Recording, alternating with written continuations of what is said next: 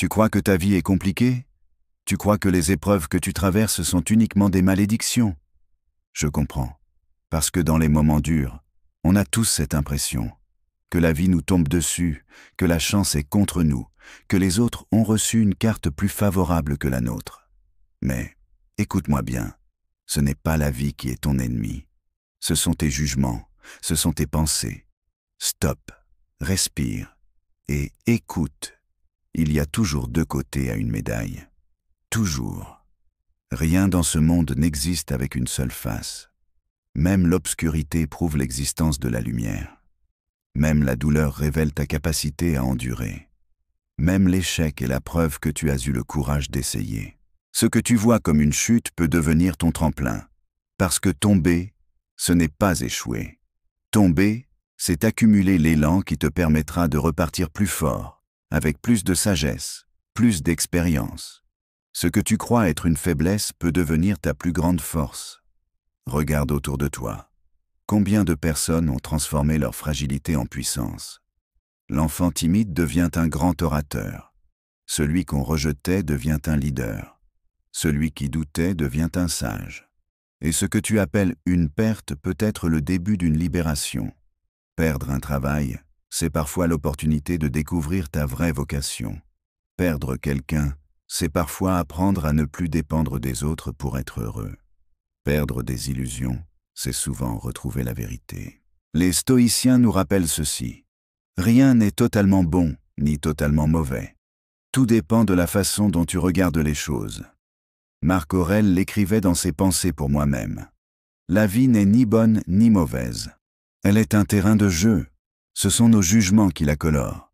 Et c'est là que réside ton vrai pouvoir. Pas dans le contrôle des événements, pas dans la suppression des épreuves, mais dans ton regard. Dans ta capacité à voir la médaille en entier, pas seulement une face. Parce que si tu restes bloqué sur la face sombre, tu restes prisonnier. Mais si tu apprends à retourner la médaille, tu deviens libre. Et c'est exactement ce que je vais t'aider à faire aujourd'hui. Les stoïciens répétaient une chose essentielle. Ce ne sont pas les événements qui nous bouleversent, mais le regard que nous posons sur eux. Épictète disait « Ce qui trouble les hommes, ce ne sont pas les choses, mais les jugements qu'ils portent sur ces choses. » Un licenciement, un échec amoureux, une critique violente. Est-ce une catastrophe ou une opportunité? Tout dépend de quel côté tu regardes la médaille. Dans notre monde moderne, saturé de réseaux sociaux, on a tendance à voir seulement une face des choses. La face brillante, celle des autres, celle qu'ils exhibent. On oublie qu'il y a toujours l'autre côté, celui des efforts, des échecs, des nuits blanches, des doutes. Résultat, on se compare, on s'épuise, on dramatise. Le stoïcisme nous ramène à la réalité. La vie est entière, pas à moitié. Si tu refuses de voir les deux côtés, tu te condamnes à l'illusion. Prenons un exemple concret. L'échec. Quand tu rates un examen, quand ton projet échoue, quand tu subis un rejet. La première face de la médaille, c'est la douleur, la honte, la frustration. Mais si tu retournes la médaille, tu vois autre chose. Une leçon, un entraînement mental, un signal qui te montre que ce chemin n'était peut-être pas le bon. Sénèque disait « Les difficultés fortifient l'esprit, comme le travail fortifie le corps. Ton échec n'est pas une fin, c'est une initiation. C'est ton entraînement pour devenir plus résilient, plus fort, plus lucide. » Dans la vie moderne, combien abandonnent parce qu'ils ne voient que la face sombre de l'échec? Et combien de champions ont percé justement parce qu'ils ont osé regarder l'autre côté? Chaque échec est une pièce. À toi de choisir si tu gardes la face qui écrase ou la face qui libère. La douleur est universelle, physique, émotionnelle, psychologique. On pourrait croire que la douleur est seulement une malédiction. Mais la médaille a deux côtés. La souffrance brute, la sagesse qu'elle t'apporte. Marc Aurèle, qui a perdu plusieurs de ses enfants en bas âge, aurait pu s'effondrer. Mais il a écrit « La douleur est une perception. Elle ne dure que tant que tu l'accueilles. La douleur te rappelle que tu es vivant. Elle t'apprend la compassion, l'humilité, la gratitude. Quand tu te blesses au sport, au lieu de pleurer sur ta malchance, tu peux apprendre la patience, la discipline, le respect de ton corps. Quand ton cœur est brisé, tu peux apprendre l'indépendance intérieure, la capacité d'aimer sans dépendre. La douleur devient un professeur, si tu oses regarder l'autre côté de la médaille. On pourrait croire que le succès n'a qu'un seul côté, le bon. Mais même la gloire, l'argent, la reconnaissance ont leur revers. Le succès peut te rendre arrogant. Il peut t'enfermer dans le regard des autres. Il peut créer de la peur de perdre ce que tu as gagné. Épictète mettait en garde, ce n'est pas la richesse qui est un bien, mais l'usage que tu en fais. Un influenceur qui gagne des millions de vues peut perdre sa liberté intérieure. Prisonnier de son image, il vit dans l'angoisse de décevoir. Un entrepreneur qui réussit peut devenir esclave de son entreprise, incapable de se reposer. Le succès est une médaille brillante, mais lourde. Si tu ne regardes pas son revers, tu t'y perds. Chaque relation a deux faces. Côté lumineux, l'amour, le soutien, la complicité. Côté sombre, la dépendance, la jalousie, la peur de perdre. Les stoïciens nous rappellent que personne ne nous appartient. Marc Aurèle, rappelle-toi que celui que tu aimes est mortel. Dans la vie moderne, combien de couples s'effondrent parce qu'on confond amour avec possession? Combien d'amitiés explosent parce qu'on ne supporte pas que l'autre change? Si tu regardes les deux faces de la relation, tu aimes mieux, parce que tu sais que rien n'est éternel, parce que tu profites de chaque instant sans exiger de garantie. C'est ça, aimer en stoïcien, avec gratitude, sans chaîne. La société d'aujourd'hui est pleine de pression, productivité, comparaison, image. C'est une médaille lourde à porter.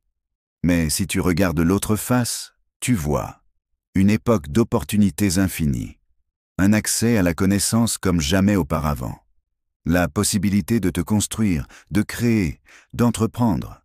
Le téléphone peut être une prison, addiction, distraction, mais il peut aussi être une arme, apprentissage, création, connexion avec le monde. Encore une fois, tout dépend de la face que tu choisis. Le stoïcisme n'est pas une philosophie abstraite, c'est un mode de vie. Chaque jour, tu peux t'exercer à voir la médaille entière. Quand tu échoues, demande-toi, qu'est-ce que ça m'apprend? Quand tu souffres, demande-toi, comment puis-je grandir de cette épreuve? Quand tu réussis, demande-toi, comment rester humble et libre? Quand tu aimes, rappelle-toi, cet instant est un cadeau, pas une propriété.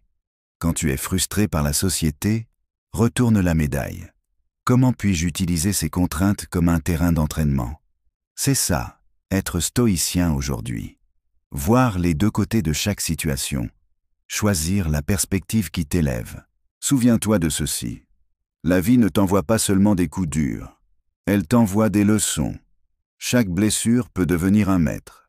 Chaque obstacle peut devenir un guide. Chaque défaite peut devenir une initiation. Et la vie ne t'offre pas seulement des cadeaux. Elle t'offre aussi des responsabilités. Car chaque réussite exige de l'humilité. Chaque victoire exige de la discipline. Chaque privilège exige que tu saches l'utiliser pour grandir, pas pour t'endormir. Chaque instant est une médaille. Chaque rencontre, chaque épreuve, chaque victoire, chaque chute. Et tu as le choix de quel côté tu la regardes. Marc Aurèle le disait, « L'âme prend la couleur de ses pensées. » Alors demande-toi, de quelle couleur veux-tu peindre ton âme? Celle de la peur, de l'amertume, du ressentiment, ou celle de la force, de la gratitude et de la lucidité? Choisis bien ta couleur. Parce que si tu laisses la face sombre définir ton existence, tu abandonnes ton pouvoir. Mais si tu oses retourner la médaille, si tu oses voir l'autre côté, tu découvres quelque chose que personne ne peut t'enlever, ta puissance intérieure. Et cette puissance, elle ne dépend de personne sauf de toi. Pas de ton patron, pas de ton partenaire, pas de tes parents, pas de la société, uniquement de toi. À partir d'aujourd'hui, ne te demande plus « Pourquoi ça m'arrive ?» Parce que cette question t'enferme dans la plainte, dans l'impuissance. Demande-toi plutôt « Comment puis-je utiliser ce qui m'arrive ?» Parce que cette question t'ouvre un chemin, elle te met en mouvement, elle fait de toi l'architecte de ta vie. C'est ça, Le regard stoïcien. Ce n'est pas un regard naïf qui nie les épreuves. Ce n'est pas un sourire forcé devant la douleur. C'est un regard lucide. Un regard qui dit « Je ne contrôle pas ce qui m'arrive, mais je contrôle la façon dont je le vis. » Et ça, c'est la vraie liberté. Pas la liberté de fuir les difficultés, mais la liberté de rester debout au milieu d'elles. Pas la liberté d'éviter la souffrance, mais la liberté de choisir ce que tu fais de cette souffrance. Pas la liberté de contrôler le monde, mais la liberté de contrôler ton monde intérieur. Alors, retiens ceci. La prochaine fois que la vie te frappera, retourne la médaille. La prochaine fois que la vie t'offrira un cadeau, retourne la médaille. Parce que tout a deux faces. Et ta force, c'est de choisir la bonne. C'est ça, vivre avec force et lucidité. C'est ça, marcher sur le chemin des stoïciens. C'est ça, être libre, être conscience.